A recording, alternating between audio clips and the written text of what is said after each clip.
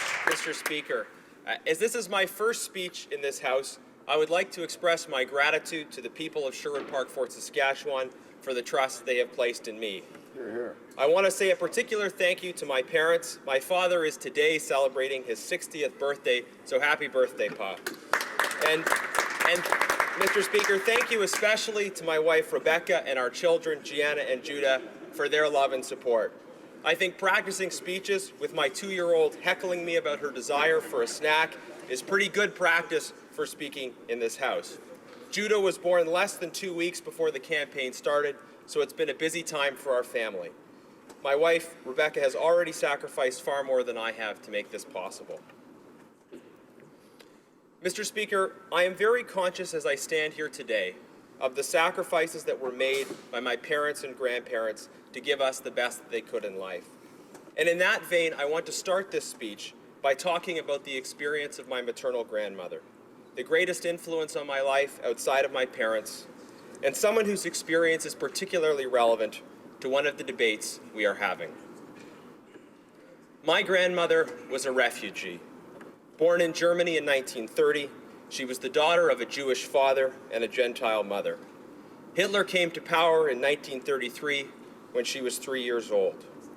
She and her mother left Germany for South America in 1948 when she was 18, after a childhood that frankly was not a childhood at all. She met my grandfather in Ecuador, a Canadian, an engineer who was working for Syncrude, and that explains how they ended up in Alberta. Now, all members of this House, from all parties, are deeply moved by the plight of refugees, myself in particular, because of my family's experience. So out of genuine concern for those affected by the unfolding tragedy in Syria and Iraq, and also out of concern for our own national well-being, we must ask this government hard questions about their refugee policy.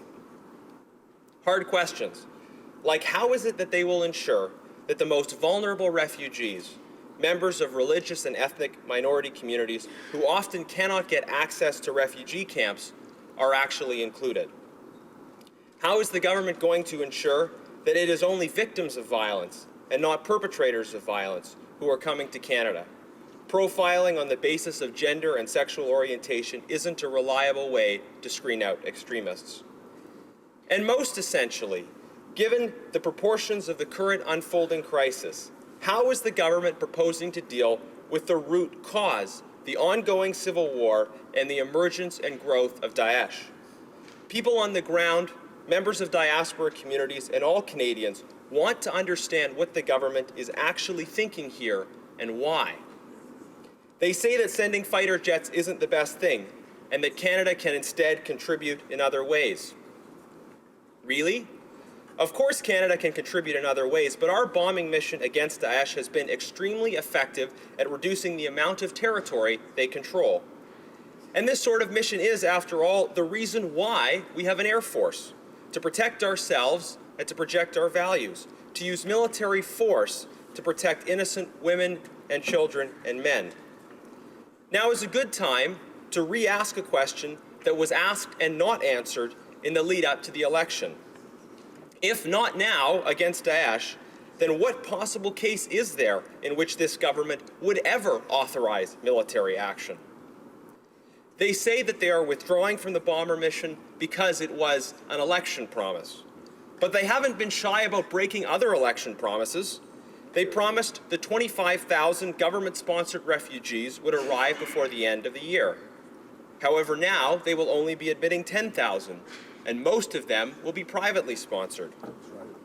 Their justification for breaking this promise was that they wanted to get it right.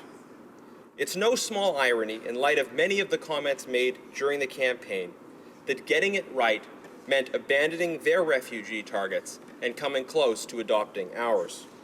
But if getting it right was their justification for shelving their refugee promise, we would humbly suggest that they also get it right in the fight against Daesh and stand behind an effective military mission that actually defends the defenseless.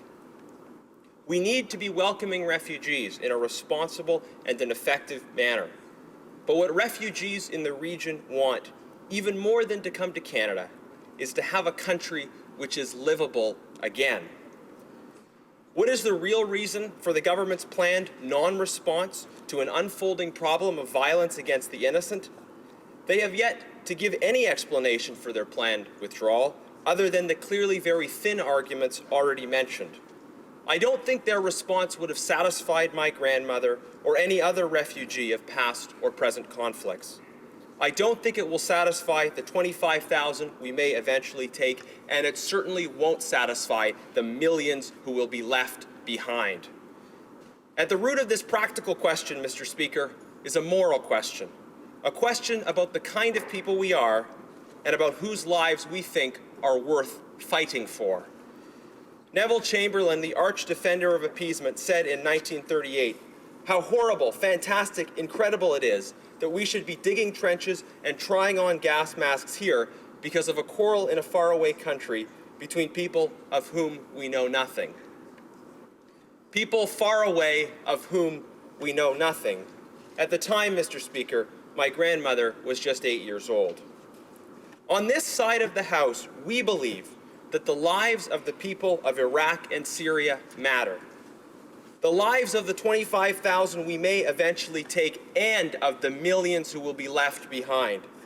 It is not important how far away they are. They share a common humanity with each of us. But what is implicit in the statements of the appeasers, the non-interventionalists, and of those mealy-mouthed in-betweeners who pursue the same policies without giving their reasons, what is consistent in these arguments across many different contexts is the implication that those in the immediate path of an evil power do not matter enough for us to bother getting involved.